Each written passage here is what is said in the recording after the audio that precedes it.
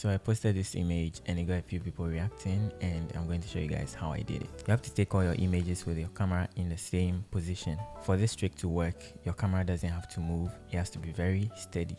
So after taking all the pictures we want, we are going to edit with Snapseed. Snapseed is a very powerful editor available on iOS and Android. It's absolutely free. Now we are going to import our first image. Tap on Tools, scroll down and look for double exposure. Now tap on this to add your second image.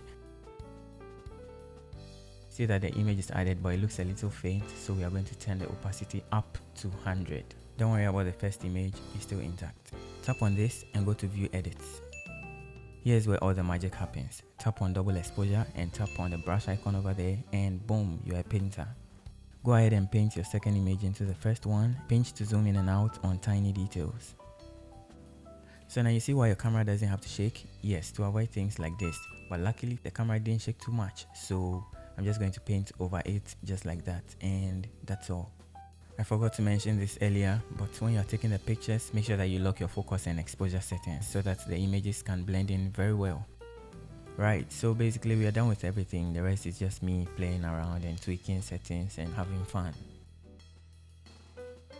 Now for the final touches, I use BEAUTYPLUS. Snapseed is a great editor, no doubt, but I don't like their filters. So I open BEAUTYPLUS and complete the touch-up process.